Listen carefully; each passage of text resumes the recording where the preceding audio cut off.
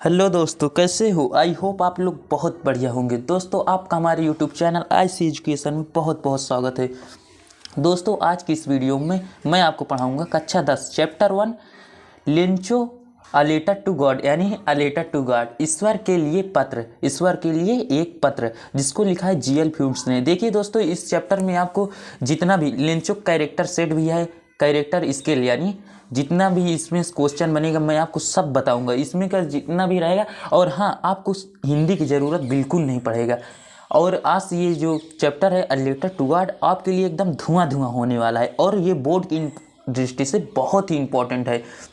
हमारे इसमें से 6 या 10 नंबर का क्वेश्चन हर बार बन ही जाता है। देखिए, जल्दी से इसको शुरू कर देते हैं बिना किसी रुकावट के।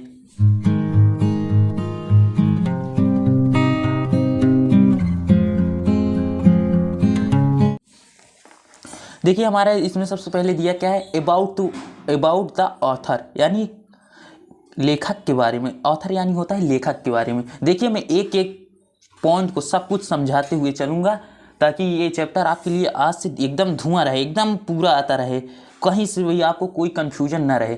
देखिए, the author of the story, इस स्टोरी यानी इस कहानी के लेखक, a letter to God, a letter to God यानी अ लेटर टू गॉड के, ईश्वर के लिए पत्र, इस कहानी के लेखक इज द रिटन बाई, लिखा है जीएल फ्यूड्स ने, जीएल फ्यूड्स ने लिखा है। ही वाज, वह वन ऑफ द ग्रेटेस्ट, यानी वह एक महान राइटर्स यानी महान लेखक थे, of that time, that means वह समय के, वह एक बहुत ही महान लेखक थे। He was a Mexican poet, यानी वह एक कवि भी थे। नोवेलिस्ट यानी उपन्यासकार भी थे।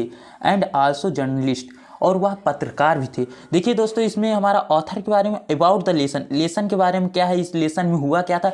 देखिए, हम पूरा जब ये इसको पढ़ेंगे लेसन, तो हमें एक एक पॉइंट को लेकर हमें चलना ही है। तो हम इसमें क्यों अपना सिर पटकें, इससे अच्छा चलिए हम उसी पढ़ लेते हैं। और हाँ, देखिए दोस्तों, इसमें हुआ क्या है था, लिंचो था जो पत्र लिखता है और ईश्वर के लिए लिखता है, और ईश्वर उसे आकर पैसे देते हैं या उसकी मदद करते हैं या नहीं करते हैं। देखिए, हम इस कहानी में पढ़ते हैं। देखिए, जो हमारा चैप्टर है कुछ यहाँ शुरू होता है।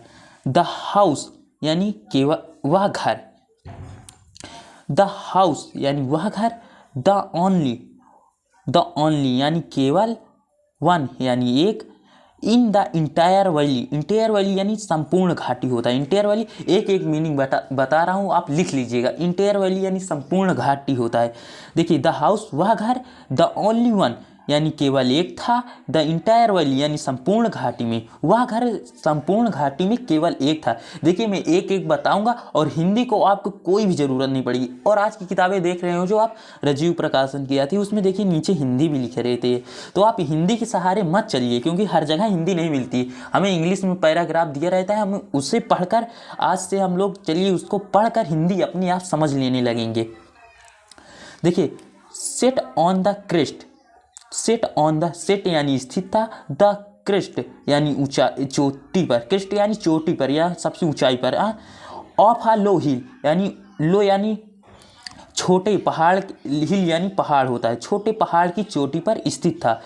देखिए, द हाउस यानी वह घर, द ओनली केवल एक था, इंटायर वैली यानी संपूर्ण घाटी में, set on the crest of a low hill यानी छोटी पहाड़ की चोटी पर वह केवल एक ही मकान था जो स्थित था।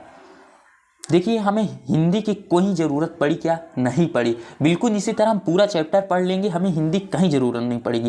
From this height one could see the river. देखिए, फ्रॉम यानी जिसकी हाइट, दिस यानी जिसकी ऊंचाई से, वन कुड सी, कुड और कैन का आप यूज पढ़े होंगे। सका है शक्ति के लिए होता है, सी यानी जिसकी ऊंचाई से देखा जा सकता था, देखा जा, सी माने देखना, सी माने देखना होता है, कुड लगा है तो देखा जा सकता था।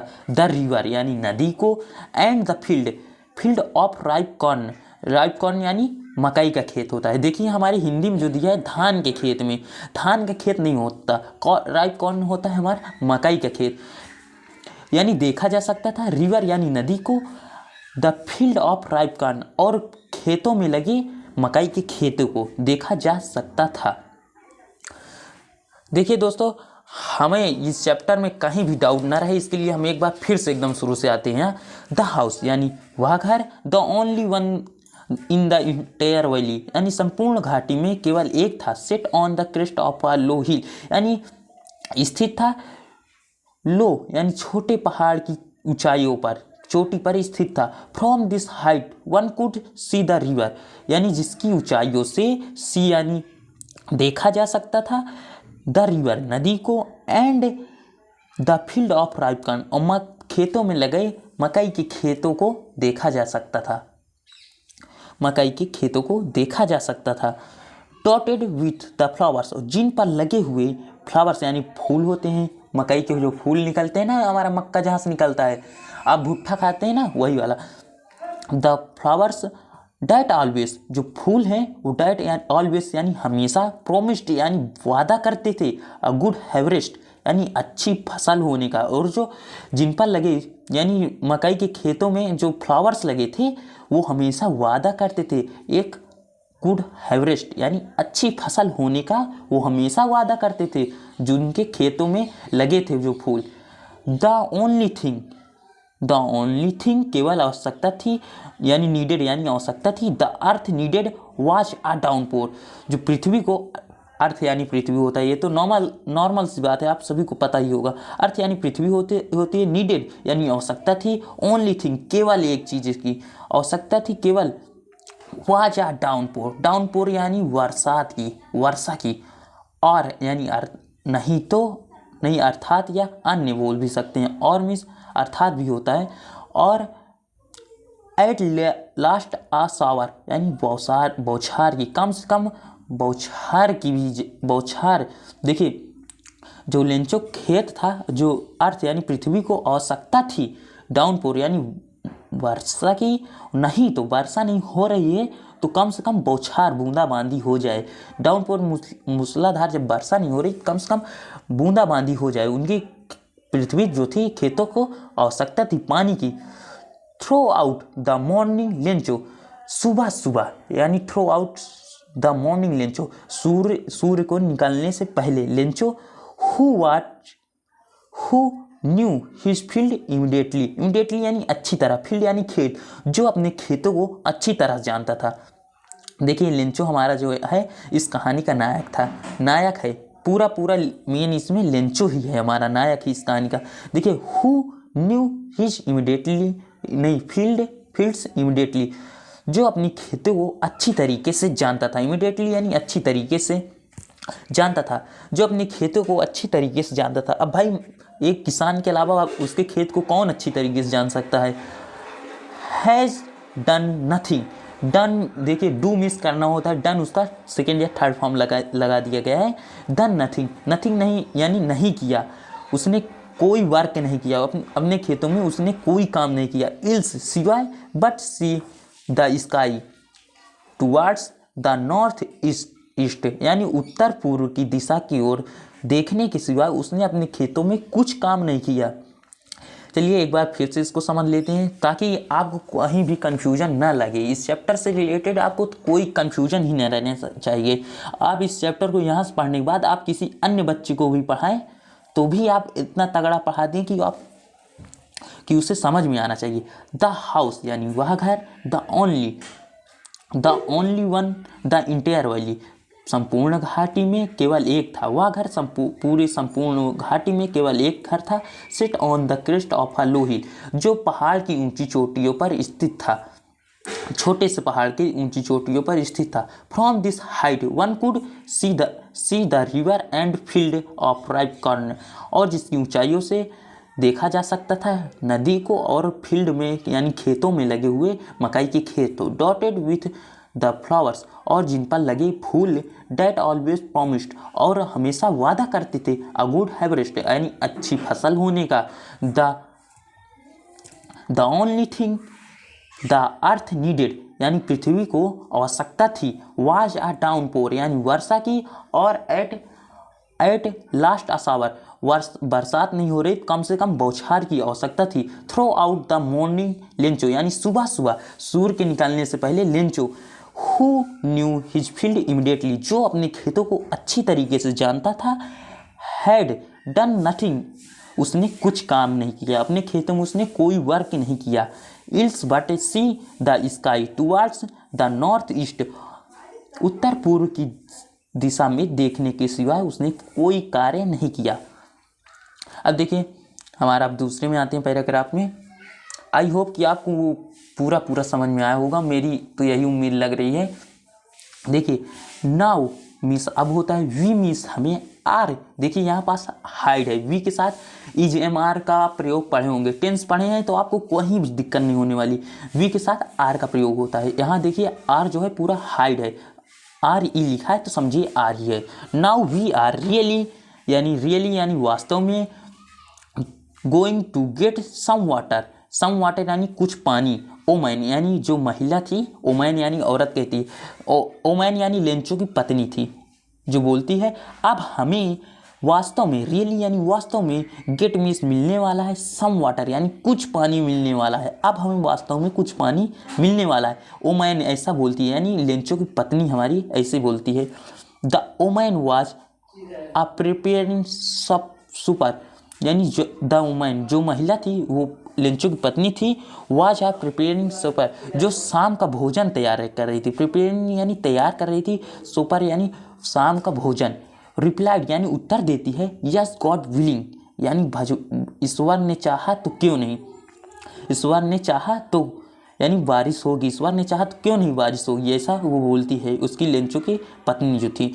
द ओल्डर बॉय यानी बड़े बच्चे, we are working in the field, बड़े बच्चे जो थे वो वर्किंग यानी कार्य कर रहे थे, इन द फील्ड यानी खेतों में कार्य कर रहे थे।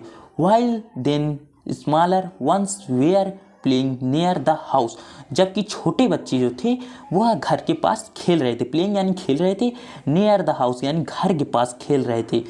Until the woman called it to, जब तक ओमैन यानी वह महिला या औरत बोल सकते हैं, औरत कॉल्ड इट यानी आवाज़ नहीं लगाती, देम ऑल यानी उन सभी को बुलाने आवाज़ लगाती है, कम फॉर डिनर आ जाओ भोजन बन गया है, डिनर कर लो यानी भोजन बन गया है, ऐसा आवाज़ लगाती है।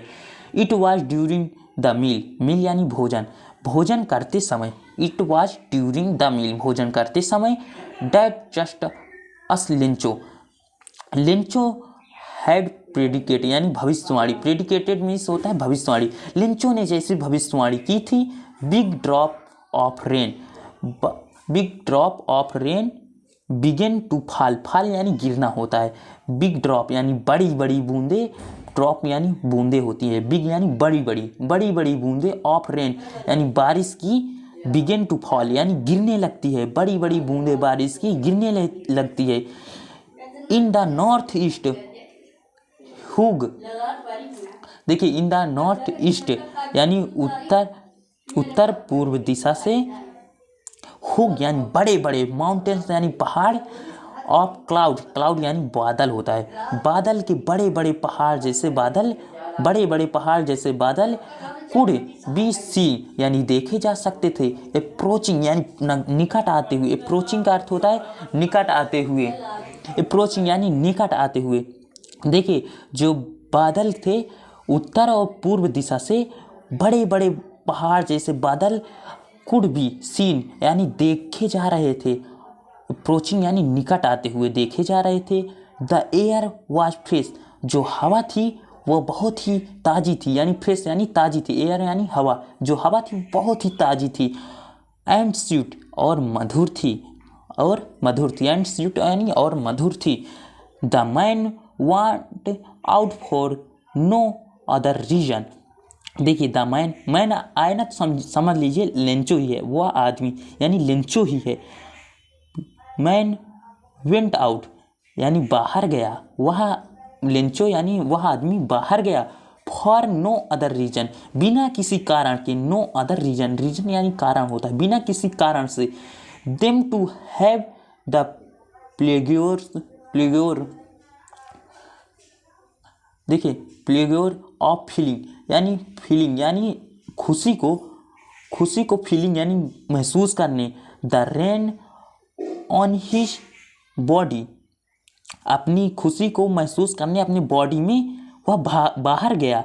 एंड व्हेन ही रिटर्नेड, और जब वह ही रिटर्नेड यानी जब वह वापिस आया, ही एक्सक्लाइमेड यानी वह बताया, these are not rain drop falling for the sky. देखिए दीज आर नॉट, जो नहीं, जो ये जो रेन ड्रॉप यानी बारिश की बूंदें हैं ये नहीं हैं, फॉलिंग जो गिर रही हैं ये बारिश की बूंदें नहीं हैं, from the sky they are new coins, और यह जो स्काइस गिर रही हैं ये न्यू कॉइन्स हैं, एक न्यू कॉइन्स यानी सिक्के हैं गिर रहे हैं जो। The big drops are 10 cent pieces, यानी देखिए सेंट पीसेस यानी जो है ना ये एक प्रकार की मुद्रा है। बिग ड्रॉप यानी बड़ी बूंदें, 10 सेंट की पीसेस यानी 10 सेंट की हैं, पैसे समझ लीजिए पैसे ही है, 10 सेंट यानी 10 पैसे की है। And the little ones are 5 यानी जो लिटिल यानी जो छोटी बूंदें हैं जो 5 सेंट पैसेस हैं, 5 पैसे हैं, एक हिसाब से समझ लीजिए आप। इतना कुछ भी यहाँ से समझ में नहीं आया होगा, मैं समझ रहा हूँ इसलिए मैं फिर से पढ़ा रहा हूँ, सब कुछ बाउंस हो गया ना। फिर से एक बार इसको रिपीट कर लेते हैं क्योंकि हमें ये चैप्टर अच्छे से पढ़ना है, काम चलाओ तो नहीं पढ़ना है, अच्छे से पढ़ना है, इसलिए फिर से एक बार पढ़ लेते हैं। नाउ वी आर रियली, अब हमें वास्तव में, रियली यानी वास्तव में, going to get some water, हमें कुछ पानी मिलने वाला है। वुमन यानी औरत बोलती है। The woman who was preparing supper, जो महिला शाम का भोजन तैयार कर रही थी, रिप्लाइड यानी उत्तर देती है, यस गॉड विलिंग, ईश्वर ने चाहा तो क्यों नहीं, ऐसा बोलती है। The older boys were working in the field, बड़े बच्चे जो थे वो खेतों में कार्य कर रहे थे। वाइल जबकि the smaller ones were playing near the house, जबकि छोटे बच्चे घर के पास खेल रहे थे। Until the woman called to them all, और वह महिला उन सभी को आवाज़ लगाती है, कम फॉर डिनर, आ जाओ भोजन कर लो, ऐसा बुलाती है उन सभी को। It was during the meal, यानी भोजन करते समय, मील यानी भोजन होता है, एक बार फिर समझ लीजिएगा, मील यानी भोजन होता है, भोजन करते समय। That just as Lencho had predicted यानी भविष्यवाणी, लेंचो ने जैसे भविष्यवाणी की थी। Big drop of rain began to fall, बड़ी बड़ी बूंदें फॉल यानी गिरने लगती है, बड़ी बड़ी बूंदें गिरने लगती है। इन द नॉर्थ ईस्ट यानी उत्तर पूर्व दिशा से, हुग यानी बड़े बड़े, माउंटेन्स यानी पहाड़ जैसे, ऑफ क्लाउड्स यानी पहाड़ जैसे बादल, बड़े बड़े उत्तर पूर्व से पहाड़ जैसे बादल। Cloud be seen, cloud be seen यानी देखे जा सकते थे। अप्रोचिंग यानी निकट आते हुए, वहाँ से देखे जा सकते थे, निकट आते हुए। बड़े बड़े, देखिए उत्तर पूर्व दिशा में बड़े बड़े पहाड़ जैसे बादल निकट आते हुए देखे जा सकते थे। द एयर वॉज फ्रेश, और हवा जो थी बहुत ही ताज़ी थी। एंड स्वीट यानी बहुत मधुर थी। द मैन वांट आउट, इतना पहले समझ लेते हैं। द मैन वांट आउट यानी वह मैन यानी वह व्यक्ति, वांट मीन्स गया, आउट मीन्स बाहर, वह व्यक्ति बाहर गया। फॉर नो अदर रीजन, बिना किसी कारण के, यानी बिना किसी कारण के वह बाहर गया। देम टू हैव यानी बल्कि, द प्लेजर यानी खुशी को, द फीलिंग यानी खुशी को महसूस करने के लिए। The rain on his body, अपनी यानी शरीर पर वो खुशी को महसूस करने के लिए बाहर गया। व्हेन ही रिटर्न, जब वह रिटर्न यानी वापिस आया, रिटर्नेड यानी वापिस आना होता है, रिटर्न यानी वापिस आया। ही एक्सक्लेमेड यानी वह बताया, यही मीन्स वह एक्सक्लेमेड यानी बताया। These are not rain drop, ये जो गिर रहे हैं बारिश की बूंदें, यानी फॉलिंग यानी गिरना होता है। देखिए ये जो बारिश के बूंदें गिर रहे हैं, यह बारिश की बूंदें नहीं है। जो फॉलिंग यानी जो गिर रहे हैं यह बारिश की बूंदें नहीं हैं। For the sky they are new coins, बल्कि यह न्यू कॉइन्स हैं, जो आसमान से गिर रहे हैं यह न्यू कॉइन्स यानी नए सिक्के हैं। द बिग ड्रॉप्स यानी बड़ी बूंदें हैं, आर 10 सेंट पीसेस यानी वो 10 के सिक्के हैं। मान लीजिए सेंट पीसेस यानी 10 के सिक्के मान लीजिए आप, ये भी एक मुद्रा है। जीएल फ्यूट्स जहाँ के लेखक थे वहाँ सेंट पेसेस डाला जाता होगा, इसलिए वहाँ उन्होंने ऐसा लिख दिया। 10 सेंट पेसेस, 10 सेंट के सिक्के थे। द लिटिल वंस आर 5, जो छोटी बूंद थी, लिटिल यानी छोटा होता है, लिटिल यानी छोटी बूंदें थी, वह 5 सेंट पीसेस यानी 5 की सिक्के थी, ऐसा आप समझ लीजिए। दोस्तों अगर आपको ना समझ में आया हो तो वीडियो एक बार फिर से रिपीट करके देख लीजिएगा, क्योंकि मेरे पास समय नहीं, वीडियो बहुत अधिक लंबी हो जाने के कारण मैं इसी से आगे बढ़ रहा हूँ। विथ हा सर्टिफाइड एक्सपीरियंस ही रिगार्डेड, देखिए विथ हा सर्टिफाइड यानी संतोषपूर्ण भावना से, एक्सपीरियंस यानी संतोषपूर्ण भावना से, ही रिगार्डेड वह देखा, the field of ripe corn अपने मकई के खेतों को, वह सर्टिफाइड यानी संतोषपूर्ण भावना से वह अपने मकई के खेतों को देखा, राइप कॉर्न यानी मकई के खेतों को देखा। विथ इट्स फ्लावर्स यानी जिन पर लगे हुए फ्लावर्स, ड्रैपिड यानी पता है आपको क्या होता है? ड्रैपिड का अर्थ होता है ढक यानी ड्रैपिड यानी जो ढक गए थे। इन अ कार्टेन यानी चादर से, ऑफ अ रेन बारिश की चादर से जो ढक गए थे। इट्स अ फ्लावर्स जो फूल थे मकई के खेतों में लगे थे वह बारिश की बूंदों से ढक गए थे।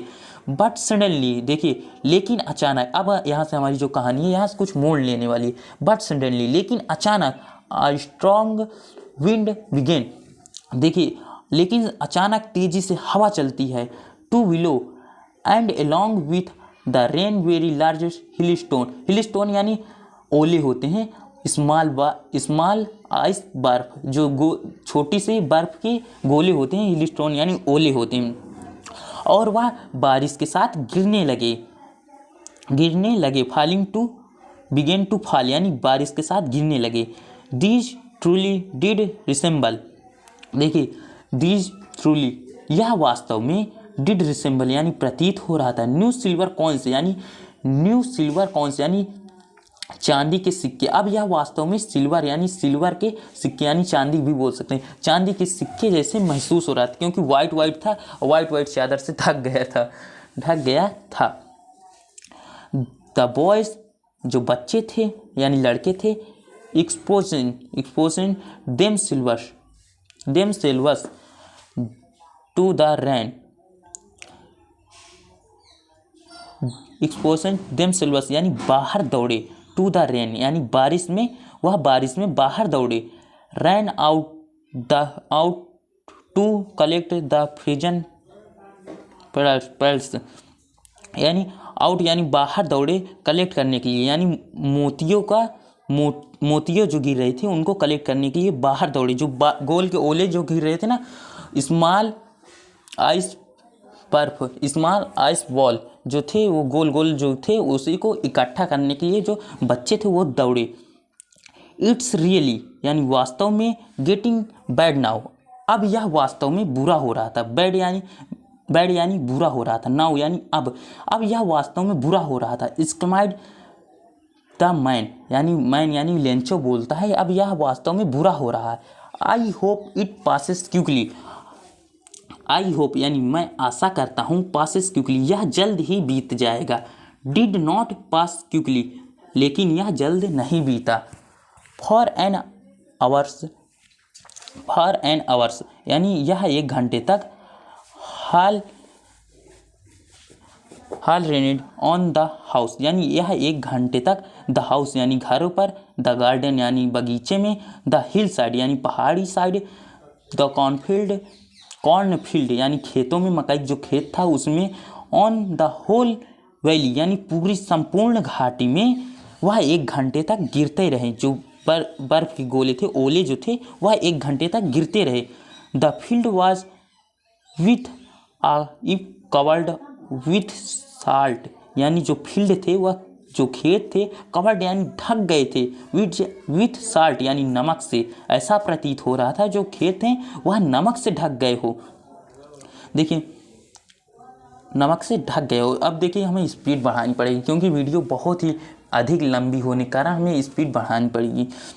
देखिए नॉट अ लीफ, लीफ यानी पत्ता होता है, नॉट यानी नॉट मीन्स नहीं, अ लीफ यानी एक पत्ता, शेष रिमाइंड यानी शेष नो ऑन द ट्री, पेड़ों पर एक भी पत्ते शेष नहीं बचे। The corn was totally destroyed, जो पूरी फसल थी वह डिस्ट्रॉयड यानी नष्ट हो गई थी। टोटली यानी टोटल जो फसल थी वह नष्ट हो चुकी थी। The flowers were gone for the plants, जो फ्लावर्स यानी जो फूल थे, गॉन फ्रॉम द प्लांट यानी पेड़ों से, प्लांट यानी पौधों से जो फूल थे वह जा चुके थे। लिंचोस साउल वाज फील्ड यानी लिंचो Saul was field with suddenness, लिंचो की जो साउल यानी आत्मा थी वह दुख से भर जाती है, सडननेस यानी दुख से भर जाती है। When the storm had passed यानी व्हेन, जब स्टॉर्म यानी तूफान गुजर जाता है, स्टॉर्म यानी तूफान, जब तूफान गुजर जाता है, पास्ट यानी निकल जाता है। He stood in the middle of, वह अध्ययन करता है, स्टूड यानी खड़ा होकर, मिडिल ऑफ, मिडिल यानी बीचों बीच, वह बीचों बीच खड़ा होकर, स्टूड यानी खड़ा होकर। देखिए हमारा अब आगे से थोड़ा इसको लगा लेते हैं। और नो देखिए द फील्ड देखिए वह खेतों के बीचों बीच खड़ा होकर, फील्ड यानी खेतों के बीच में जाकर खड़ा होकर, said to his sons, said यानी कहता है, हिज अपने पुत्र से कहता है, प्लेग्यू ऑफ लोकोटस यानी प्लेग्यू यानी झुंड, लोकोटस यानी टिड्डियों का, अगर टिड्डियों का झुंड, would have lived more than this, यदि टिड्डियों का झुंड भी यहाँ आता तो इससे अधिक छोड़ जाता। ऐसा लिंचो अपने पुत्र से बोल रहा है। जाइए 2 मिनट, थोड़ा मैं इसको सेट कर लेता हूँ, अच्छे से बैठ नहीं रहा है कैमरे में। देखिए ऊपर का, हमें लगता है कैमरामैन को बुलाना पड़ेगा।